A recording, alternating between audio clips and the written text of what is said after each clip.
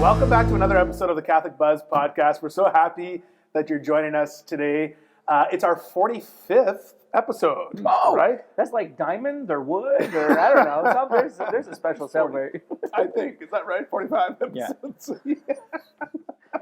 I hope that's right. Yeah, it is. And it's our part two of our high school edition where students from high school have sent us questions about things that they're wondering about the Catholic faith. We did part one last week, and we answered some really good questions. We're going to continue this week to answer more of your questions. My name is Father Daniele, and joined by always, we've been reminiscing about high school all week long. This is Josh Sullivan over here. And what award did you win in high school that you remember? Were you like the valedictorian of your class? No, I won art awards. Awards? Yeah, like drawing and painting and photography, and so I was not. Well, you're so creative. That's Matt Van Milgen, the art award winner of his high school in Aurelia. Yeah, because I was thinking about that. It was like, what was your favorite subject, or what subject did you do the best in high school? Like arts and communications and arts and communications. Yeah, that's cool. Yeah, like what kind of arts? Like, were you like this big actor that we don't know about? No, like visual arts, like gotcha. And painting. And I did, for my OAC art discipline, I chose photography. So actually like taking pictures, developing prints. Cool. Yeah, I could see from the work, like the carpentry work you do, the eye of design you have. Yeah, for sure. What was your favorite subject, or the subject you did the best? The subject I did the best was computer science. Really? Yeah. I got like a 99 in that one, and I didn't do anything. But that's not to say like the class. I was the top mark of the school and everything else. The class wasn't the average of the class. The class was like in the 70s, but it just connected with me. So. Wow. Math and science. I love chemistry. Look at you go today. I know. I'm actually a professor in that field. You're a professor in that field. It's amazing. Okay, so I was doing some research a little bit about the year I graduated from high school. Guess what the number one song on the radio was? Hanson. Yeah, last week we compared our high school photos. Matt looked like a member of Hanson, who still released a song, I think, in the last recently, 5 or some years, eh? Was that what we found out? Anyways, the top song in the year I graduated high school was 50 Cent in the Club. Remember that? Yes, Go I Shorty, do. It's your birthday. Yeah. Party like it's your birthday. That was the number one song of the year I graduated from high school. Wow. I know. It feels such on other songs that came out that year. Black Eyed Peas, Where is the Love? Remember? That came out that year? That came out that year. Wow. Where is the Love? That's like... I think that was not so long ago, but I guess, I mean... It's long ago. I was going to say, for any teenager watching this right now from high school, that would have been their entire life. That song would have been around. Yeah. And Eminem, Lose Yourself. Yeah. Right? Lose Yourself. That came out that year. A lot of rap that year. Yeah. The album that kind of encapsulates that year for me is, I think it's Jimmy Eat World's Bleed American album. Yeah, Jimmy Eat World. Yeah. Man, oh man. Yeah, that was some good times, some good music. Who's your favorite? In contrast, who's your favorite today? Today, probably the same. I listen to the. It's actually one of those things that you're in your teen and 20 years, like your teens and your 20s. You stick to the same genre. Stick to the genre, or the same genre makes you have the feelies. Right.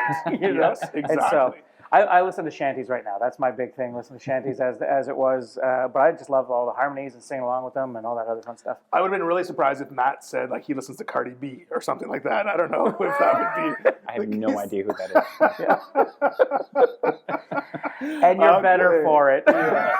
So we're answering questions from high school students. We're continuing. Lots of good questions last week. Lots of spicy questions this week. A lot of good ones. Yeah, a lot of good ones. So do you want to just do the same way we did? I'll read them up. If we know the name of the student, we'll ask them. If not, we know what school or class or whatever. If not, we just have the question that they sent. Thank you for sending us your questions. And we'll do our best today to answer them. Okay. So first question. Do you / the church believe in the death penalty? That's from a St. Mary's College student in Sault Ste. Marie.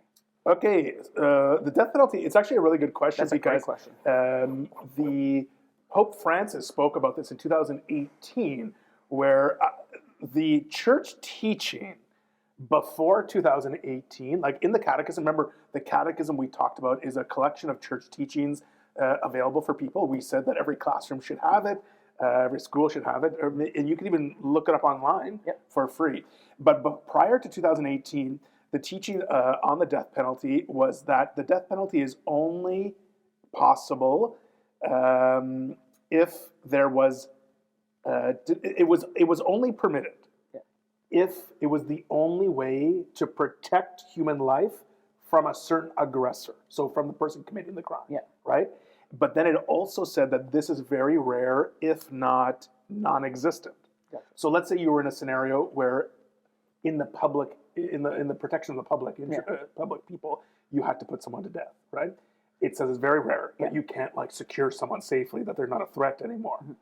In 2018, however, Pope Francis went a step further, and this is what the Church declares now. It's the Catechism teaching number 2267. It says the death penalty is inadmissible because it is an attack on the inviolability and dignity of the person, and the Church works with determination for its abolition worldwide. So it's no longer.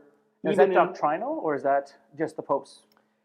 He released it in 2018. Yeah, and if it's an amendment of the Catechism itself, then it does classify as doctrine. Yeah, so the Church does not teach the death penalty, which is interesting because I know I was reading a study about it was an American study in the U.S. that there are some people who are in favor of the death penalty, but the Church now clearly teaches against it.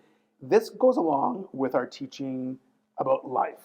The protection of life, how every life is created by God, is meant to be treated with dignity from conception all the way to natural death, right? Natural death. So, of course, to answer the question, no, the Church does not permit the death penalty. Good. Clear? I think so. Yeah, okay. Good question to start us off. This is the next question that actually flows in with that one, but you'll see because you just brought it up. Oral contraceptions are considered a sin. Does this apply only to taking it as a birth control? What if it's for health reasons? How does this have to do with the death penalty? Ah. You're like, oh, it's it ties in because you talked about from conception to natural death. Yes. So where this comes in, oral contraceptions, the problem with oral contraceptions, taking oral contraception is not a sin. Taking it for contraception is a sin. Does that make sense? Yeah. So there are medications that have effects which would be not allow you to get pregnant, but they are, in a way, allowing a woman to regulate her cycle properly. And so taking oral contraception, taking medication to regulate your cycle, not a sin.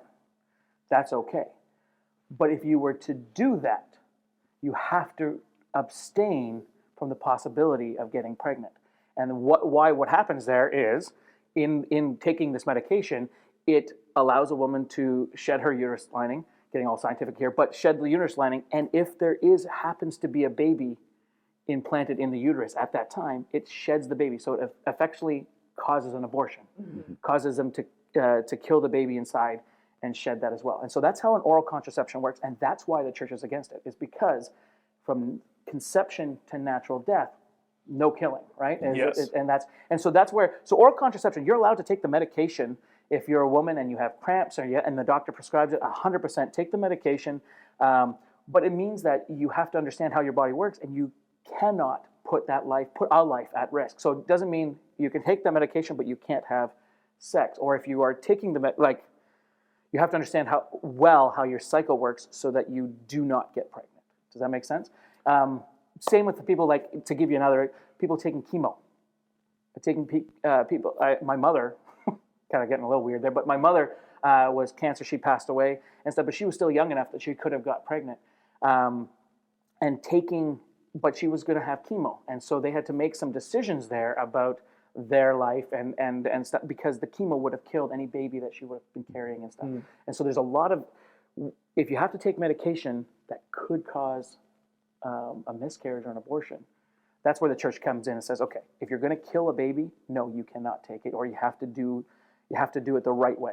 Does that make sense? Yeah, of course. And I think there's one thing too is the reason why taking birth control for birth control is wrong is because the Church is teaching that sex is a beautiful thing, but it's to be experienced with two people who are committed to each other for the rest of their life. That's right, and not just seen as a throwaway sort of pleasurable experience, a one night stand or something that's not going to last long. And when you're using each other for gratification purposes, right? So that's one part of it. All the way back in 1968, the Pope at the time was Paul VI. He talked about what you just said, and he said, yes, for sure. I have what he wrote here. It's in a document called Humanae Vitae. It means human life. Here's what it says. The Church does not consider. Now, in 1968, let me just as a aside, this was kind of a groundbreaking thing for the Church to say. Okay? So the Church does not consider illicit the use of therapeutic means necessary to cure bodily diseases, even if a foreseeable impediment to procreation should result. Here's the thing. So that's exactly what you said. Provided such impediment is not directly intended for any motive whatsoever. I think it's beautifully written. Like if someone says, "Oh, I'm going to take birth control," but sneakily, it's like I need it for this, but I'm actually going to use it for sex. That's a whole other issue. But if it's for medical reasons, for health reasons, for that specific purpose, then of course the Church says that it does not consider that to be illicit if it's for therapeutic. We spend a lot of time on that question, but it's a beautiful question. I think it's an important question too, because I think at this time, especially teenagers or high school, that's the time when this is the thing, and a lot of times adults are scared to talk about this stuff, right? Yes. A part of it because they don't know the answers themselves. I'm going to tell you something right now. Adults don't always have the right answer, or always have the answer, but other times because they don't know what's right or what's wrong, they don't know what the Church teaches, they don't know what, and so that's great. Okay. Okay, so that's a big one. Okay, let's next just question. keep going with the big one. Sorry, yeah, we're on the big rolls. We are on the big ones. Okay, I have the one question here. Why can't women be priests, bishops, and/or pope? Do you think it is right that this is the only job where a person can be publicly unqualified for a position due to their gender? That's from St. Mary's College, Sault Ste. Marie, and then a grade 12 student also asked a very similar question to that, so I could kind of lump them all in. From a grade 12 student from SJ State. Joseph Scholar Hall. Yeah. Okay. SJ State. I thought we were going to keep going with the big ones. And this is a really great question. And like you were saying, great worded. Yeah, some people don't, some adults don't always have the answers, and us adults don't always have the exact right answers. But sometimes we'll just say, this is what the Church teaches, and we don't necessarily know why. Right. So this is one of those questions that a lot of times can be just kind of shut down because we're like, okay, well, we know the answer, but we don't know why that's the answer. And the way that this question is phrased is like, do you think it's right that this is the only job where a person can be publicly unqualified for a position due to their gender?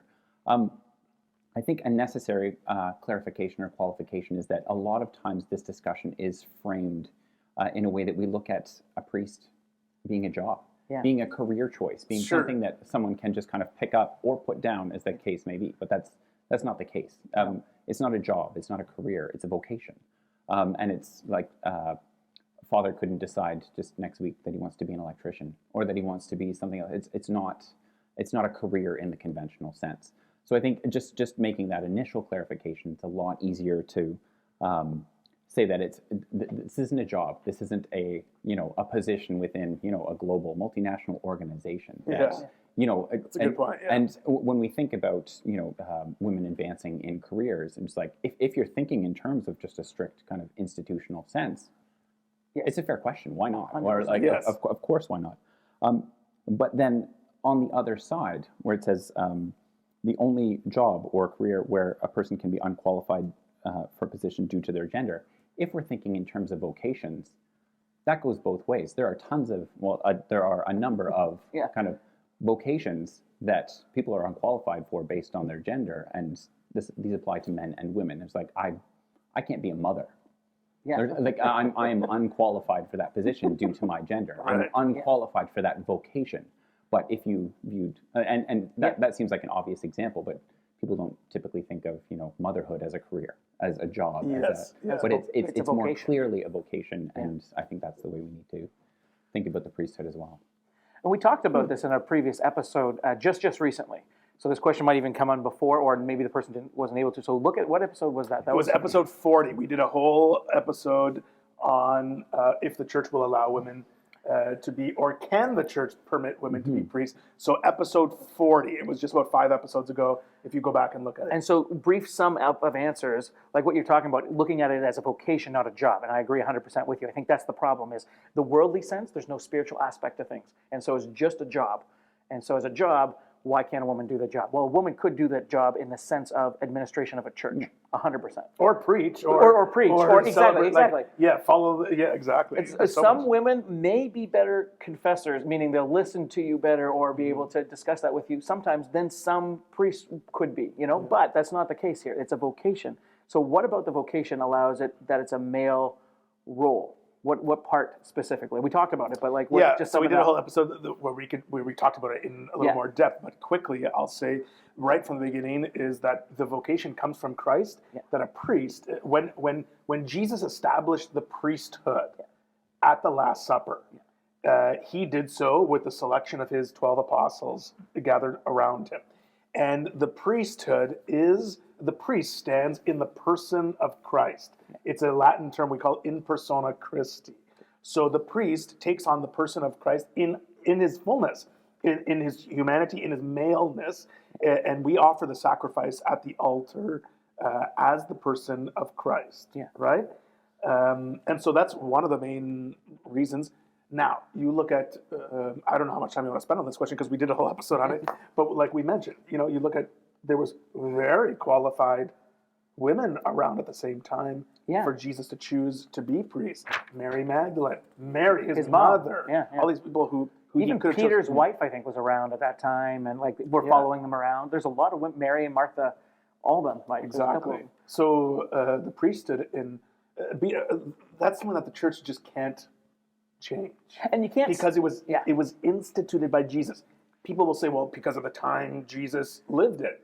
Go to that episode 40. Yeah, we talked all about it in. Jesus had no problem being a rebel. So he could have picked women at the time if he wanted to. He had no problem doing that. And even beyond that, when we're superimposing the kind of institutional corporate structure onto the church, it really doesn't work when we're thinking about certain ranks or certain qualifications are just off limits to people because they don't reach a certain threshold of qualification. When Jesus' disciples were talking among themselves of who's going to be the best, who's superior, who's going to sit at Jesus' right hand in heaven, which apostle is the apostle, that the highest ranking apostle. And Jesus said flat out to them, you're not supposed to think this way. This is the way the world thinks. And there's an irony there as well, that when you're kind of zooming out, taking an eschatological view, or that, the actual answer to that question, who's the highest ranking, who sits at the right hand of Jesus in heaven? It's a woman. It's Mary outranks all of the apostles by far. Exactly. So he first of all says, this isn't the way you're supposed to think. This is the way the world thinks. He's like, but if you need an answer, and it's her, and if it matters, she's a woman. That's It's true that we do look at sort of the church in sort of terms how we see other corporations. Mm-hmm. I know my friends ask me a lot about would you ever want to be Pope one day, or would you ever want to be Bishop one day? And it's well, that's and I would say no, that's not our. We don't have the motivation. Yeah, exactly. Yeah. We don't have that motivation to move up a corporate ladder, because that's not what it is. The greatest among you is those who serve. Yeah. We became priests to serve our parish community, the people of God, right? Not to move up this sort of corporate ladder like you would in any other institution or employment.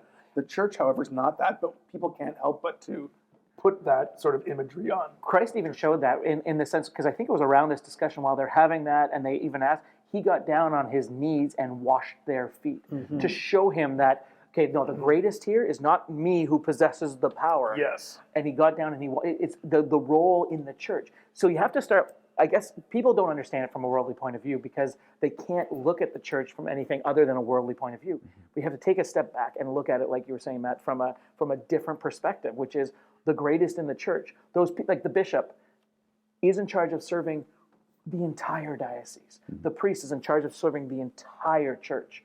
their church, their parish and everything else. So you can't, like, if you're looking at it from servanthood, yes, they're the ones that make certain decisions or certain calls in the sense of, okay, we're going to, I don't know, pay the bills or whatever. But even that, they don't have to. It could be a woman in charge of that stuff. Yeah. But when it comes to standing in the place of Christ, in the fullness of Christ, in persona Christi, that can only be a man because Jesus was a man, right?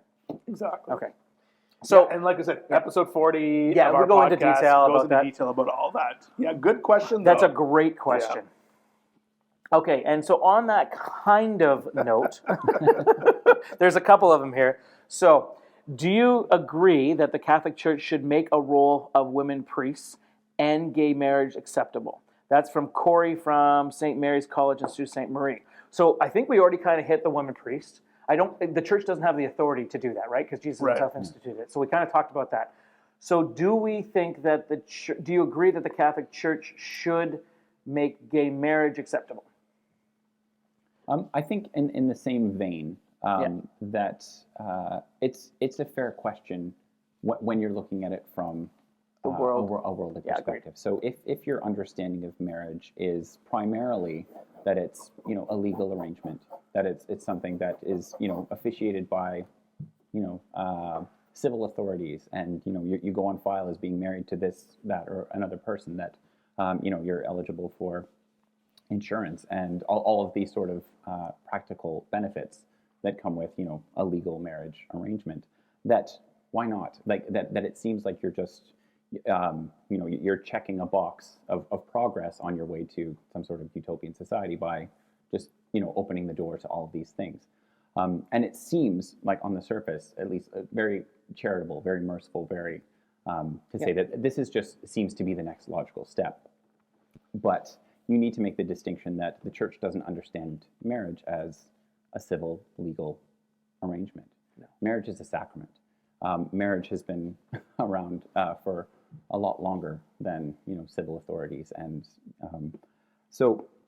even we need to apply this kind of broader than just kind of questions of gay marriage that we talk about, and I think we've talked about it on previous podcasts when we're talking about the indissolubility of marriage. Yeah. Yes, we talked about that. Yeah. About divorce and annulments and that when I believe it was the Pharisees came to Jesus and said, can we divorce? Can we? Moses said we could under these kind of circumstances, and Jesus said this was allowed in a practical sense, in a legal sense, because your hearts were hard. Yeah. But that wasn't the case from the beginning, and Jesus himself affirms the sacramental reality of marriage. He said, "For this reason, a man will leave his father's home, be united to his wife, and the two shall become one flesh." Yeah. That's the Catholic understanding of the sacrament of marriage, which doesn't really fit when you try and superimpose. And to be honest, a lot of the difficulties that we've encountered, having this discussion, is that there's a lot of overlap between what the church understands as marriage and what civil authorities understand as marriage. That's right. And it is real work to properly kind of separate these two. But the same thing, the church doesn't really have the authority to just say, gay marriage is covered under this sacramental bond, because it's just categorically outside of what marriage was from the beginning. There was a talk you guys made at RCA about marriage, or maybe it was the marriage course, actually. You guys spoke at it. And it said the primary thing about marriage is, there was two things you said, unitive and procreative. Yeah, that's straight from Humana Vitae. Yeah. That's but the way you guys said it was what did you say? Babies and bonding. Babies and bonding. Yeah. Babies and bonding. Unitive and procreative. Yeah. So babies and bonding are the end result of the sacrament of marriage in the church. Yeah. And so for that reason, if you can't do those two things together, there's no way when we're talking about gay marriage, there's no way for a gay couple necessarily to naturally have a baby, right? And that would be one of the big reasons. Yeah. Okay. Good question. Good question. Great question. I think a lot of times, like I said, we talked about before, adults don't have the right answer, or not have the right answer, don't have the answer, and so they just like, well, that's what the church teaches, so it's a no, right? And then they leave you asking questions. So ask those questions, look in and find out. Yeah. Okay, I got another one that kind of hits on that one, and it's just a little bit. Do you think that the church should update their values and opinions on social justice, as in abortion or gay marriage? So I think we already talked about Gay marriage, yeah. the gay marriage, and so why they didn't. What about abortion? I think we So the already hit question that is already. if they should update Their their values and values or opinions. So the current teaching would be like Matt said, marriage is for babies and bonding. And so for abortion. So yes, the church is a pro-life understanding, Organization. right? Yeah. So we believe, like we said, I don't know if this was this week's episode or last week's, in life from conception. It was this week, death penalty. To natural death. From conception to natural death, we believe that we should protect that life. And why do we do that? Because every life is a gift from God. That's our fundamental understanding about life, is that it's a gift from God, and we don't get to choose when to end that life. No. Right? For the very same reason we don't believe in the death penalty. Yep. And euthanasia. And euthanasia. Suicide, all that stuff. We don't believe in abortion, right? Yeah. And so that I don't think that the church should update that value, because really it's one of the few places that defends life. Yeah. Now the church teaches that why is abortion allowed at certain points? The church teaches not from conception. So when the egg and sperm, boom, they meet, soul is placed, right? God comes down and places a soul at that time of conception. And so from conception to natural death, God has created and allowed a soul, like put a soul in there. So God has worked his magic, if you will, and made a human being there and allowed that to happen. Yeah, and I think like the fundamental thing about God is, God's always making us new. He brings us to new life. Mm-hmm. I mean, the teaching of our church with the resurrection, we're moving towards new life. The life here, we're always trying to make ourselves new. That's at the very core of the Christian teaching, that we believe that life is something that we take very seriously, that we protect at all necessary means, and to just give up on life is not something that the church would ever say. No. Because it would be something that Jesus would never say. Not only that, but it's also why you would give up on life. A lot of times when we're talking about abortion, unfortunately, we're talking about selfish reasons to potentially go into that abortion. Meaning specifically, I don't want people to know I'm pregnant. A baby's going to ruin my life right now. Like a lot of times that's what's focused around. And I mean, it always comes back to, okay, what if this person got raped and like all that. But it comes down to there's a life there. And so taking away that life for a personal need, it'd be like, okay, well then you're allowed to kill. Go ahead. You know what I mean? Like exactly. And so to answer the question, do you think the church should update that? No. It would be like, let's think about it. It would be wrong for the church to say, okay, go ahead. Like, you know what I mean? Yep. So yes, I think you raise a good point. People do say, what about the case of rape or all these different things? Yep. Those are people bring that up, and stats show that is very at the minimum, at the very minuscule. I think it's like 2% or 1% of why people have an abortion. But maybe we should do an entire episode. I think it would be a whole episode on that. I think keep that. It's a good question. It's a great question, and I think we need to talk about it. And because when people talk about this topic, people get very emotional and very strong, passionate about it. Both ways. I think it is a great topic to be passionate about, as long as we can be respectful about it on both sides, right? Mm-hmm. Yeah. Okay. On a similar note, but different.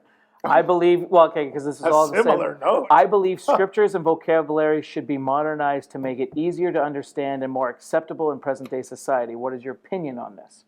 That's from St. Mary's College to St. Marie. I'll give a quick answer to this question, if that's okay, because we are coming towards the end. We want to get the rest of these. But the best answer I could give is I agree that the scriptures should be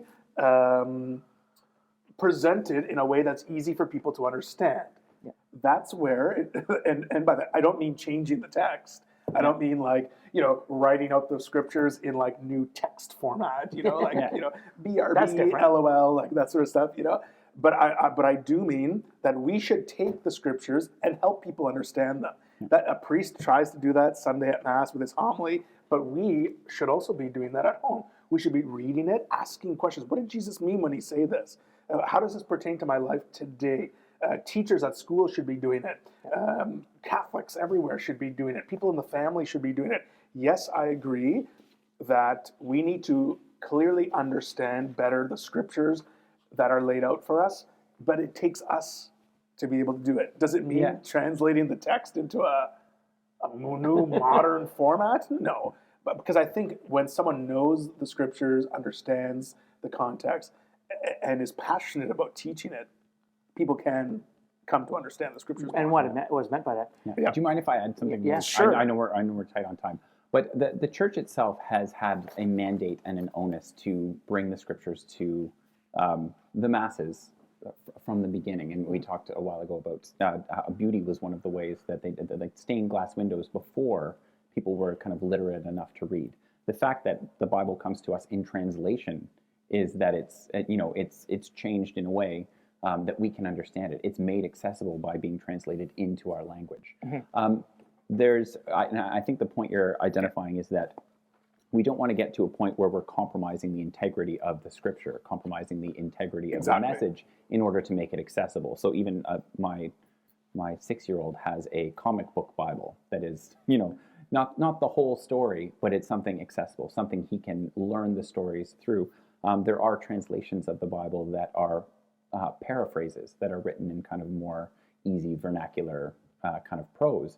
But I think it's important to clarify that these are paraphrases, that these aren't, the fullness of Scripture. And I think we do have a responsibility as, a church community and as parents to, as our ability to understand and appreciate the Scriptures, we have an onus to place on ourselves to rise ourselves to that level, to encounter the Scriptures as they are.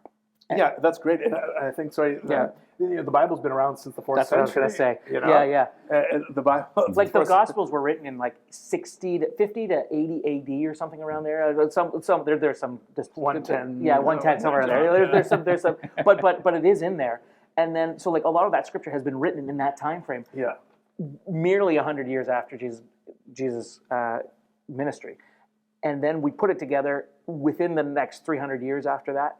And then it's been the same. It changes language, but it hasn't changed the books of the Bible. Hasn't changed what is there. It's still there. But on that note, since that time, people have been trying to help people understand it. That's right. Right? Yeah. And so we need to do that today. If there are people who don't understand the scriptures, we have to help them.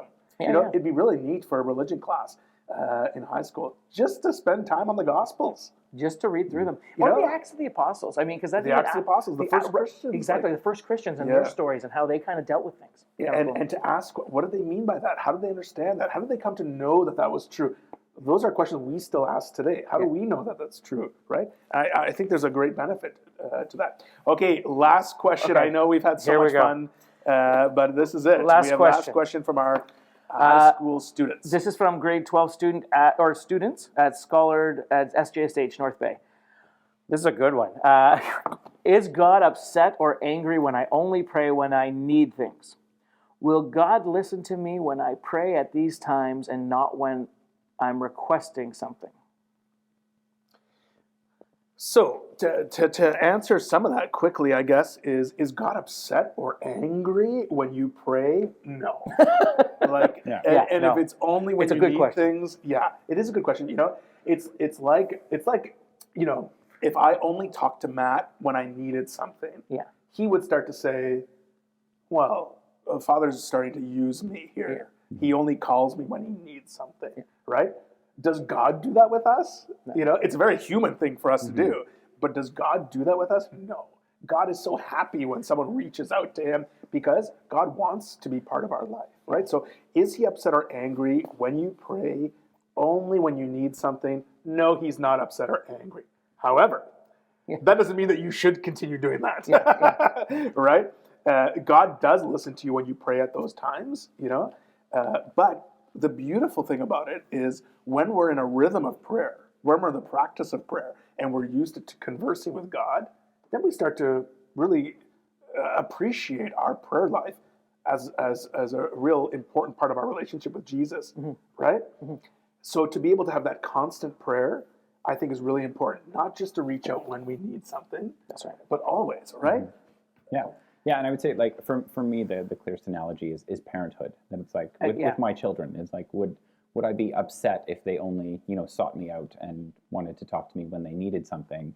Like, it might be upsetting that that's the only time, but as a parent, I would much rather them come to me when they needed something than not come to me if they needed something. Yeah. Would I like a fuller relationship with them than just to come to me when they need something? Yes, of course. But that wouldn't rouse me to anger or to cut off all ties, because what I want as the parent is to be the person they can come to. There's a parable in there, the parable of the prodigal son, right? Which is the son left, took his inheritance from his father, left, didn't need his father anymore because he had all this money, squandered all his money, then realized he was eating next to a pig slop. I mean, the whole prodigal son story, if you don't know it, go up to look it up. Prodigal son. The prodigal son, he's eating pig slop, and he realized that the pig slop. Was that? Yeah. He wanted to eat he wanted to eat the pig slop. That's right. It's better than what he had nothing. And so he decided that he was going to go back to his father and ask them, I'll be a servant. I'll come back and I'll sell my servant. Like, I'll be a servant for you, and then that way at least I could eat, because my father's servants actually ate better than this. So he came with like hat in hand, tail between his legs, kind of thing, back to his dad, expecting the father to be angry, upset. You squandered your inheritance. You had lots of money and everything else. And like Jesus told us this parable specifically for this type of reason, which is, what did the father do? He was waiting there. He saw the son coming. So he was watching and longing and yearning for his son. And he was watching. He saw his son the long way off, ran up, and then said, okay, we're throwing a feast. So happy that he came to him in the time of need through a big feast. Now, there's a whole other part to that parable, but that was the part, like, if you're worried about that, God is excited. Does he want you to have a full relationship with you? 100%. He wants to walk you through life and teach you about every little time. Every time you have trouble, he wants you to turn to him. He wants to help guide you through this, because he has the blueprints of how you're supposed to live your life. He knows how you're going to be the best you. But if you're only turning at times, is he going to be angry with you? No, he loves you. In the meantime, between your asking him and then asking him again, he's longing for you to come back and talk to him. I think that's right. Does that make sense? Beautiful, yeah, exactly. And keep doing it. Turn to God in need, because so many people struggle and feel alone. Yeah. And God is just waiting, like you said, like the father in the story of the prodigal son, to welcome us back. And like the joy of the father in that story when you return back. Yeah, he throws a party. There's a big banquet. God throws a party in heaven every time we turn back to him. Right? 100%. So it's so beautiful. Thank you so much for these 2 episodes. If they wanted to, yes. How do they get an answer from God? If they if they wanted to turn to God and they wanted to ask God for guidance and everything else, where's a good place to turn potentially to get those answers? On their own, if they can't do it necessarily, like they can't ask the podcast and they can't ask, where should they be looking? You mean in prayer? Yeah. Yeah, like how to spend time in prayer? Yeah, or just saying like read the scriptures, read the, Yeah, of course. And I think we talked about that a couple episodes ago too. Is when we read the scriptures too, sometimes inspiration comes our way. The biggest thing I could say there is when we ask God for something, then we have to look for the answer, right? So if we ask God for something and don't make time for us to be aware of it, like you had mentioned on a couple episodes, sometimes someone says something that you say, oh. Sometimes you said something about a radio thing, sometimes it's from the scripture, sometimes it's from our heart. But when we ask God for signs, I remember a priest telling me once, so many people ask God for signs today, but no one looks for the sign. And it's so true. When we ask God for something, we have to be able to look for God working in our life, or else we'll never find the answer. If you have more questions for us, at any time, you can email us at thecatholicbuzzpodcast@gmail.com, or you can comment below in our video. If you're watching on YouTube, if you're listening on Apple Podcasts, then you can send us an email at thecatholicbuzzpodcast@gmail.com, like I had said. This is fun. I want to take a moment to thank all of our students who sent these questions in for these 2 episodes of our high school edition. It was fun to answer your questions. We're happy to do it again. So if you have more questions for us, please send them in at any time. We still have some questions that we'll answer at maybe a future podcast. Yeah, exactly. Because there's some real good ones here that we weren't able to get to. I want to thank the chaplains of the high school students who helped us, the teachers who helped us gather those questions as well. And, for those students in high school, taking religion, religion should be a real opportunity to grow in your faith. Sometimes that doesn't always happen. But if you're not getting if you don't feel like you're being fed in religion class, we're happy to help you. Come and chat with us. Send us a line. We're happy always to show you the way to grow closer to Jesus in your life, because Jesus wants to be part of your life as well. Okay? So thank you, Josh. Yeah. Thank you, Matt. And I think just before we close out our high school episode, we have to show that picture of what we think Matt looks like. Yeah, for sure. Can we compare? Do you have your picture? I don't think I have it anymore. No, yes, this is what found its Matt's way to a waste high bin. School, a waste bin. Yeah, near you. Thanks for being a good sport. Okay, so for Josh Sullivan and Matt Van Milligan, my name is Father Daniele, and we'll see you next time on the Catholic Buzz.